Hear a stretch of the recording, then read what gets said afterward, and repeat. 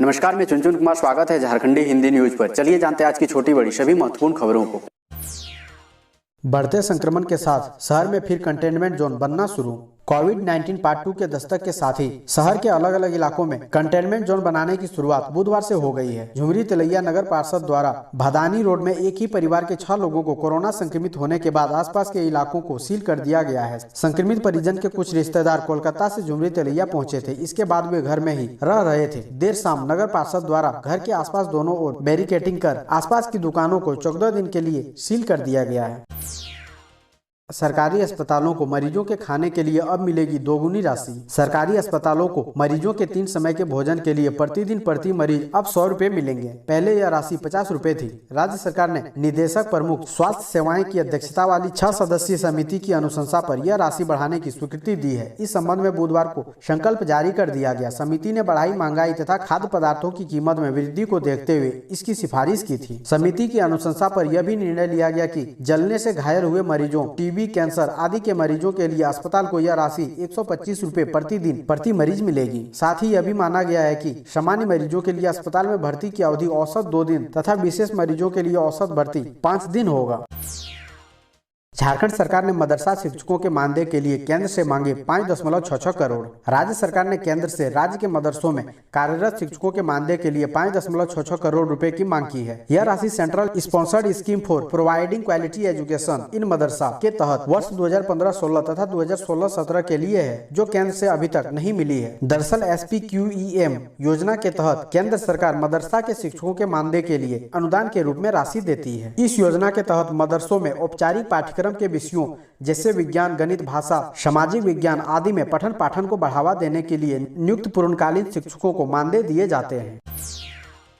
Cyber अपराधियों की नजर अब फुटपाथी दुकानदारों पर। जमशेदपुर शहर में साइबर अपराधियों की नजर अब फुटपाथी दुकानदार पर पड़ गई है। साइबर अपराध की घटना आए दिन घट रही है, जिसमें एक सब्जी विक्रेता साइबर अपराधियों का ठगी का शिकार बन गया। भले ही 300 रुपए की ठगी हुई हो, जिसे मानगो नगर निगम के कार्यपालक पदाधिकारी दीपक सहाय ने गंभीरता से लिया है। उन्होंने बताया कि मानगो नगर निगम क्षेत्र के विभिन्न चौक चौराहों एवं मुख्य सड़कों पर अनाउंसमेंट करवाकर जागरूक करने का काम किया गया। अनाउंसमेंट के माध्यम से बताया गया कि कुछ फुटपाथी दुकानदारों के मोबाइल नंबर पर कार्यालय कर्मी का नाम लेकर साइबर ठगों द्वारा फोन किया जा रहा है। दुकानदारों से ठगी करने का प्रयास किया जा रहा है। अज्ञात ठगों द्वारा फुटपाथी दुकानदारों के मोबाइल पर PM स्वनिधि योजना का लाभ दिलाने, 10,000 रुपए दिलाने, सब्सिडी दिलाने आदि का लालच देकर OTP नंबर, ATM नंबर, आधार नंबर एवं बैंक के खाता संबंधी विवरण की मांग कर ठगी की कोशिश की जा रही है। अनाउंसमेंट के माध्यम से लोगों को जानकारी दिया गया है कि किसी भी परिस्थिति में किसी को फोन पर कोई जानकारी नहीं दें।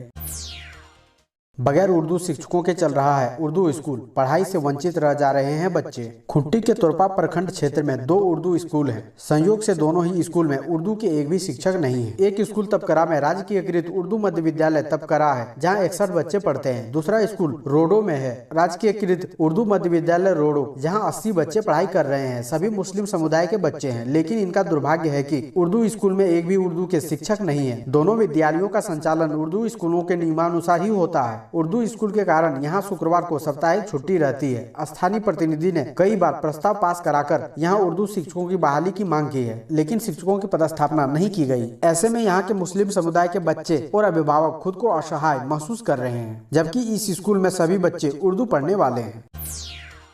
पोटका के वीडियो से मिले भाजपा के प्रतिनिधि, चापाकलों की मरम्मत की मांग। गर्मी के मद्देनजर पोटका प्रखंड क्षेत्र में खराब पड़े चापाकलों की अविलंब मरम्मती की मांग को लेकर भाजपाइयों का एक प्रतिनिधि मंडल पूर्व विधायक श्री मेनका सरदार के नेतृत्व में वीडियो से मिला। इस दौरान भाजपा नेताओं ने कहा कि गर्मी लगातार बढ़ रही है, जिसके कारण कई जगहों पर लगातार चापाकल खराब होने की सूचनाएं मिल रही है। लोगों को पेयजल की समस्या का सामना नहीं करना पड़े, इसलिए अविलंब खराब पड़े चापाकलों की मरम्मत की जाए। झारखंड की पंचायतों में 14वें वित्त आयोग की राशि से हुई खरीदारी में अनियमितता की होगी निगरानी जांच। पंचायती राज निदेशक ने दिया ये निर्देश। झारखंड की पंचायतों में 14वें वित्त आयोग की राशि से खरीद में हुई अनियमितता के बड़े मामलों की निगरानी जांच कराने का निर्देश दिया गया है। पंचायती राज निदेशक ने इस संबंध में सारे उपायुक्तों को पत्र लिखकर कहा है कि सामग्रियों की खरीद व निर्माण से संबंधित बड़े मामलों की निगरानी से जाँच कराई जाए। इसके साथ ही विशेष ऑडिट भी कराई जाए। उपायुक्तों ने कहा कि वे इसका प्रस्ताव भेजें। निदेशक ने इस तरह के मामले में मुकदमा दर्ज करने को भी कहा है, लेकिन बड़े मामलों पर निगरानी जांच की आवश्यकता बताई है। झारखंड के पंचायती राज निदेशक ने राज्य के सभी जिलों के उपायुक्तों को लिखा है कि स्ट्रीट लाइट EESL से खरीदनी थी, लेकिन पंचायतों में स्थानीय विक्रेताओं के माध्यम से नियम विरुद्ध खरीद की गई है। इसमें बड़ी राशि गलत तरीके से खर्च की गई है। आज से 45 वर्ष से अधिक उम्र के सभी लोगों को लगेगा कोरोना का टीका। झारखंड में गुरुवार यानी 1 अप्रैल से 45 वर्ष या इससे अधिक उम्र के सभी लोगों को कोरोना का टीका लगेगा। सभी जिलों में इसकी तैयारी पूरी कर ली गई है। टीकाकरण की वही प्रक्रिया होगी जो पूर्व से अन्य लोगों के टीकाकरण में लागू है। ऑनलाइन निबंधन के अलावा टीका केंद्रों पर भी ऑफलाइन निबंधन होगा। टीका लेने के लिए आधार कार्ड लाना अनिवार्य होगा। भारत सरकार ने 45 वर्ष से अधिक उम्र के लोगों के टीका लेने के लिए 1 जनवरी 2021 को बेस तथा 1 जनवरी 1977 को कट ऑफ डेट तय किया है। अर्थात जिनका जन्म 1 जनवरी 1977 से पहले हुआ है वे ही टीका ले सकते हैं।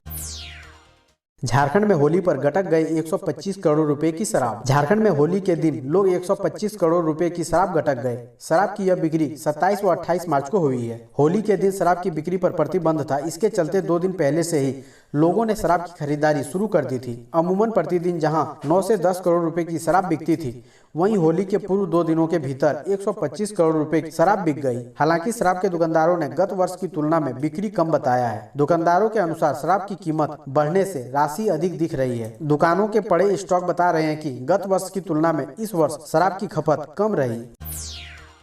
प्रयास इंडिया जरूरतमंद बच्चों के लिए बना वरदान। यहाँ BIT के छात्र दे रहे हैं निःशुल्क शिक्षा। प्रयास इंडिया यही नाम है BIT सिंदरी के छात्रों की ओर से संचालित इस शैक्षणिक संस्थान का। धनबाद के सिंदरी और आसपास के क्षेत्र के जरूरतमंद बच्चों की शिक्षा के लिए प्रयास इंडिया वरदान बना हुआ है। वर्ष 2008 में BIT सिंदरी के छात्रों चंदन चमन, गजेंद्र महतो आदि की पहल से गठित प्रयास इंडिया जरूरतमंद बच्चों को निःशुल्क शिक्षा प्रदान कर उनके भविष्य को उज्जवल बनाने का कार्य कर रहा है। सिंदरी क्षेत्र के 4 शाखाओं में नर्सरी से 12वीं क्लास तक के जरूरतमंद बच्चों को BIT के छात्रों की ओर से निःशुल्क शिक्षा दी जा रही है। सैकड़ों बच्चे यहां से पढ़कर 10वीं 12वीं की परीक्षा में उत्कृष्ट प्रदर्शन कर चुके हैं। अभी भी प्रयास इंडिया की 4 शाखाओं में 500 से अधिक बच्चे अध्ययनरत हैं। निर्मल महतो मेडिकल कॉलेज का DC ने किया निरीक्षण। कोरोना टीकाकरण में प्रोटोकॉल का अनुपालन नहीं होने पर भड़के। SNMMCH अस्पताल में कोविड जांच, टीकाकरण अभियान, OPD एवं अन्य सेवाओं से संबंधित किए जा रहे कार्यों की समीक्षा हेतु उपायुक्त उमाशंकर सिंह ने बुधवार को निरीक्षण किया। निरीक्षण के क्रम में पाया गया कि OPD में चिकित्सा हेतु आने वाले मरीजों के कोविड जाँच हेतु चिन्हित स्थलों पर भीड़ दिखाई देती थी। साथ ही लोगों द्वारा कोविड-19 प्रोटोकॉल का उल्लंघन किया जा रहा था। अस्पताल प्रबंधन द्वारा भी इस संबंध में कोई कार्रवाई नहीं की जा रही थी तथा उचित प्रबंधन हेतु प्रबंधकों में भी गंभीरता प्रदर्शित नहीं हो रही थी। उपायुक्त ने अस्पताल के अधीक्षक, प्राचार्य तथा प्रभारी चिकित्सक को बुलाकर कड़ी नाराजगी व्यक्त की तथा स्वयं खड़े होकर सभी लोगों के बैठने की व्यवस्था, कोविड जांच का प्रबंधन एवं लोगों के बीच कोविड प्रोटोकॉल का अनुपालन सुनिश्चित करवाया। रांची की मेयर आशा लकड़ा बोली, नगर आयुक्त कर रहे राजनीति, राजस्व की हो सकती है क्षति। रांची की मेयर आशा लकड़ा ने एक बार फिर नगर आयुक्त मुकेश कुमार पर निशाना साधा है। उन्होंने नगर आयुक्त पर राज्य सरकार के इशारे पर काम करने का आरोप लगाया और कहा कि इन दिनों नगर आयुक्त मुकेश कुमार के व्यवहार से उनकी विश्वसनीयता संदिग्ध प्रतीत हो रही है। उनके कर्तव्यों व कार्य प्रणाली में राज्य सरकार की राजनीति झलक रही है।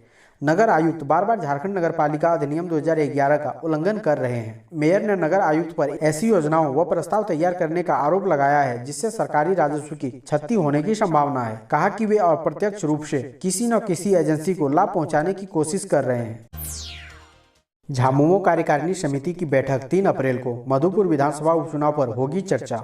झारखंड मुक्ति मोर्चा की केंद्रीय कार्यकारिणी समिति और विधायक दल की महत्वपूर्ण बैठक 3 अप्रैल को मुख्यमंत्री आवास के सभा कक्ष में होगी। बैठक की अध्यक्षता झारखंड मुक्ति मोर्चा के कार्यकारी अध्यक्ष हेमंत सोरेन करेंगे। झारखंड मुक्ति मोर्चा के केंद्रीय महासचिव सह प्रवक्ता विनोद पांडे ने बताया कि दोनों बैठकों में राज्य की ताजा राजनीतिक स्थिति, कई प्रांतों में हो रहे विधानसभा चुनाव और संगठनिक विषयों पर चर्चा होगी। केंद्रीय कार्यकारिणी समिति की बैठक सुबह 10:30 बजे आरंभ होगी, जबकि विधायक दल की बैठक दोपहर 2:30 बजे तलब की गई है। झारखंड मुक्ति मोर्चा की दोनों बैठकों में मधुपुर विधानसभा उपचुनाव को लेकर रणनीति को अंतिम रूप दिया जाएगा। मधुपुर उपचुनाव को लेकर बढ़ा सियासी पारा। महागठबंधन प्रत्याशी हफीजुल हसन के लिए शिबू सोरेन और हेमंत सोरेन संभालेंगे प्रचार की कमान। मधुपुर उपचुनाव को लेकर राजनीतिक गतिविधियां तेज हो गई है। नामांकन प्रक्रिया पूरी होने के बाद प्रचार अभियान जोर पकड़ रहा है। उपचुनाव के तहत 17 अप्रैल को यहां मतदान होगा। गठबंधन की ओर से हफीजुल हसन को उम्मीदवार बनाया गया है। यहां प्रचार की कमान शिबू सोरेन व हेमंत सोरेन संभालेंगे। आपको बता दें कि महागठबंधन के हफीजुल हसन ने 25 मार्च को नामांकन किया था। मधुपुर उपचुनाव में गठबंधन की ओर से झारखंड के नेता ही चुनाव प्रचार की कमान संभालेंगे। झामुमो के केंद्रीय अध्यक्ष शिबू सोरेन व हेमंत सोरेन स्टार प्रचारक होंगे। वहीं कांग्रेस की ओर से प्रचार का कमान प्रदेश कांग्रेस अध्यक्ष रामेश्वर उरांव, विधायक दल के नेता आलमगीर आलम संभालेंगे।